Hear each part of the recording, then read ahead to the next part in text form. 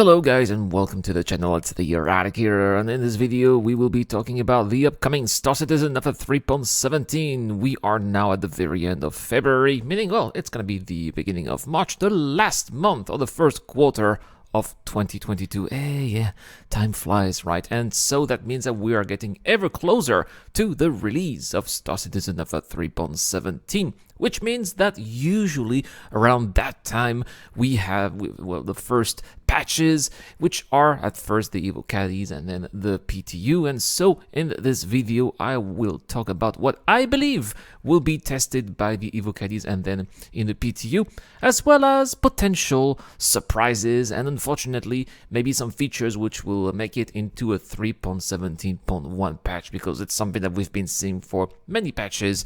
The features get eventually split into sub-patches, and I believe that it's going to be the same here for this 3.17 patch. So first, we have the DNA head texture update that we saw in an episode of Inside Star Citizen about 10 days ago, and these faces definitely look very impressive. Our characters are going to be looking more realistic, and since we have to recreate them every time there's a new PTU patch, or sometimes even a PU patch, then this is a feature that we are going to be using much more now than when the game eventually will be released and will have full persistence. Then I cannot wait to be trying the various options, new options that will be made available for the players, especially with their new tech that prevents them now from using actual actors that they are scanning, but they are actually making blends of the faces they already have. I think it's very interesting.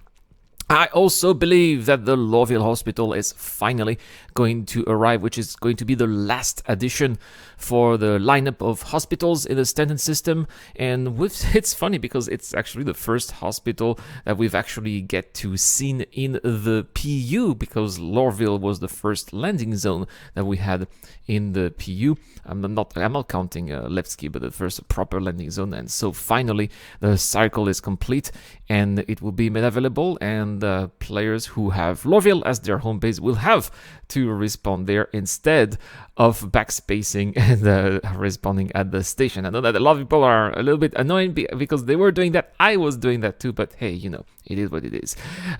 Speaking of clinics, well, not all the clinics are going to be looking the same. Now these are going to be space clinic variations. And I think that people, again, think that it's not really useful. But as far as I'm concerned, I think that the reason why they do that is because it's probably some testing for future variations of buildings that we're going to see in the future. I'm thinking, for example, of the interiors of ArcCorp that we are going to get eventually further down the line, when we're going to have those bunkers that we'll be exploring, or those interiors that we will see at Horizon as well. Next, for AI, it's only one item here. It's the infamous coffee shop vendor. Hey, you know, maybe coffee is going to get us a boost or some sort, and we'll get to see them to get some kind of buff, I suppose. But we'll also see what kind of improvement they have done. Well, how was the voice acting? Are they going to be working better than bartenders? Our AI is going to be responding to them as well. For example, you know, go to the bar, AI buy drinks, but when you go to some of the shops, for example, you want to buy a burrito, you never see any AI buying burritos or wammers. So is this going to be the case here? Well, we'll see. Mining gadgets, something that they've been talking for quite some time. I think that this is going to be making rentals far more interesting. There's going to be more money to be made. I think for people who do not have a minership like a prospector but still want to be doing some high tier mining, I will definitely be trying this one as well. I don't own a prospector, but I occasionally rent one, so I'll show you how it goes. Ship to ship refueling, I believe, is also coming in. All of these are, by the way, most of these are features from previous patches that were delayed and eventually are going to make it. So I would be very surprised if those are going to be delayed. We talked about ship-to-ship refueling before, and I said that I don't really see how useful that is going to be unless, you know, you are having a special military or operation. I hate saying that. Or if you are a criminal maybe, and you cannot have access to the landing zones, that maybe. But I think that this is probably because this item is also very useful for Squadron 42, and it just happened to have finished it for Squadron 42, and why not releasing it to the PU, as it's going to make a lot of Starfarer owners happy, since that's the very reason why they bought the Starfarers. Now, I think that the most interesting feature coming up is Star Citizen Alpha 3.17, and I think that this one is also going to come because that is maybe, in my opinion, the flag item, the most important item, I was going to say the flagship item, that of the patch, and these are going to be selling items to shop. Finally, we will be able to sell the loot that we find in the verse at the various outposts or the wrecks, and sell that for money at the admins. I suppose that's where it's going to be. I would assume so.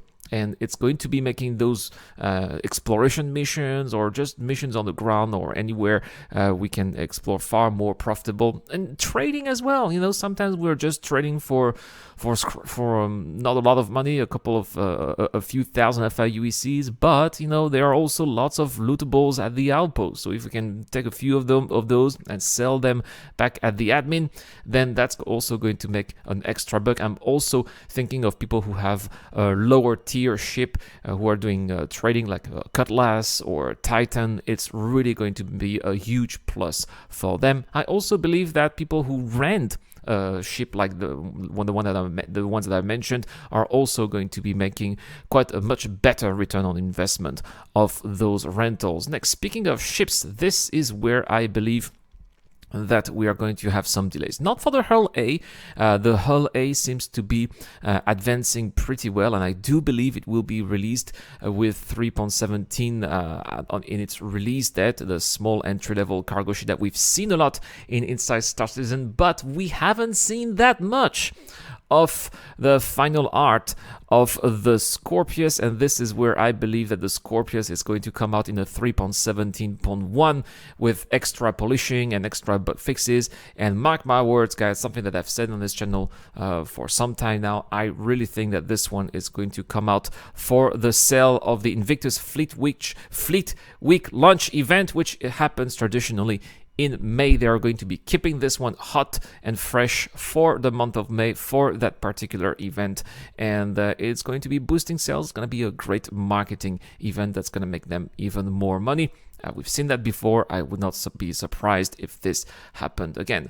But you know, all of that makes a Star Citizen 3.17 a pretty lackluster patch. So, and every time there are some surprises, there are always a couple of extra items that make it last minute before the Evocadi phase starts. And I believe that we are going to see some last minute addition in this upcoming week's roadmap roundup. And let's have a look at the deliverables. If we have a look at the deliverables, we can see a couple of items that were finished last year by November or December that we have not seen in the PU yet, but could eventually make it. I think that, for example, the AI illegal goods dealer here, which says the goods dealer is a new roaming vendor AI behavior that brokers illegal products located mostly wandering around shadowy, secretive areas. This dealer trades without a license or permission and is always on the lookout for security. I believe that these dealers are going to be located near the Lagrange point.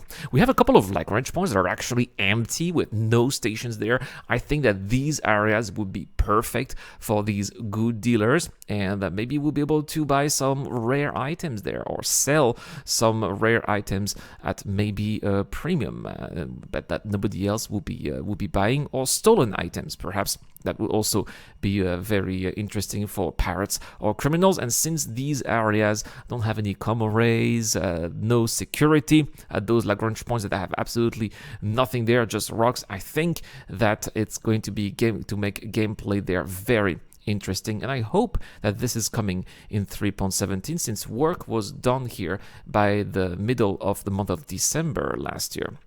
There are a few other items that I noticed are quite interesting in this roadmap. But again, it doesn't mean anything because it's not really a roadmap. The progress tracker is just an item that tells us that some items are created or finished within a certain period of time. But they still give us an interesting idea. For example, the character creator, right? There was this is a Task Force Squadron 42 that was finished for November, and I really believe that some of what they did is going to be useful for the improvements that are brought to us here in Star Citizen Alpha 3.17. So there's always something interesting to be looking out there.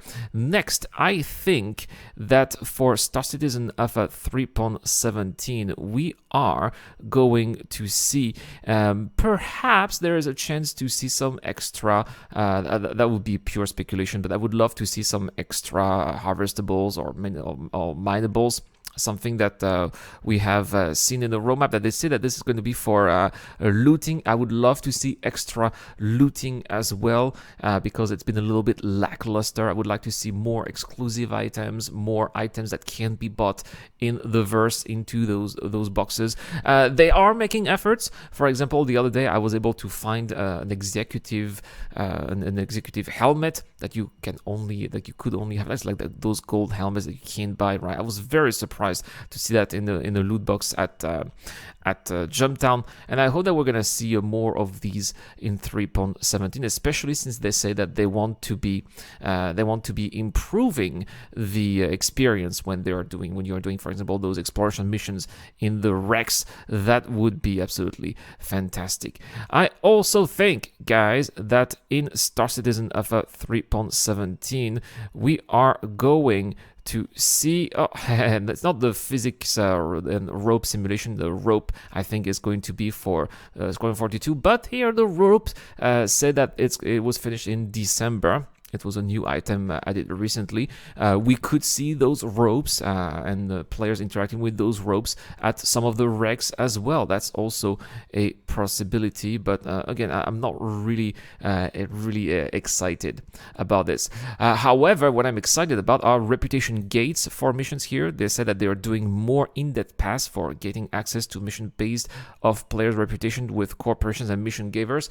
I hope that we are going to get, maybe we already have that somewhat with, for example, when you're doing the combat missions and you can access to more difficult missions that pay more. That's wonderful, but I would like to see that with more profession. Deliveries would be wonderful. It would be great to see that with the trash missions as well. Yes, there are trash missions where you have to pick up trash and get rid of the trash in space. We could use more of that as well, and the investigation missions too. We need more of that. The same goes with Reputation V2.0. Reputation V2.0. There still are some organizations in the verse that do not have any reputation. Again, the insurance companies, for example, do not have any of that, and they need to be finishing the reputation system. And I again hope that this will be done in Star Citizen Alpha 3.17. But that's pretty much it, guys,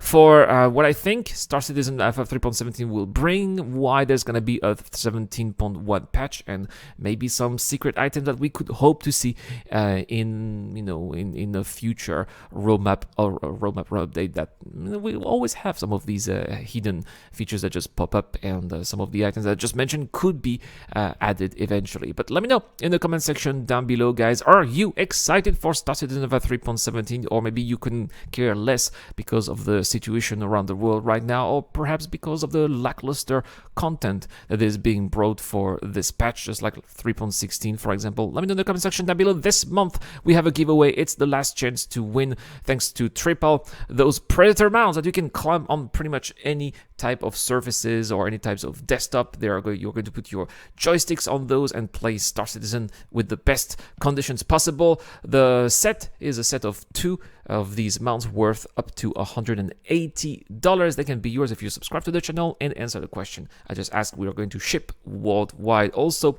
thanks to the wonderful people on Patreon and the YouTube Job membership program, I am able to give another giveaway on Discord. And well, on Discord we have a Crusader Genesis Starliner. That is also an amazing ship. Thank you so much to Dr. Fobin for sponsoring this one. Thank you so much to the DJ Dun and their own as well. That's all for this video, guys. Thank you so much for watching. It's been the Eradicator. I'll see you guys later. A huge shout out to everyone who's been helping me out on Patreon and via the YouTube Joint membership program. Creating content on YouTube involves continuous circles of ups and downs, and it is when we are the lower parts of the curve that your help really motivates me to keep on going. Your contribution really does make a difference, which is why in return I try to give back by offering backers access to my private Discord channel, automatic access to exclusive giveaways, or answering your questions during the show. You can help me out with as little as $1 a month, and any help is greatly appreciated. Thank you very much for watching again. This is the Eradicator. I'll see you guys later.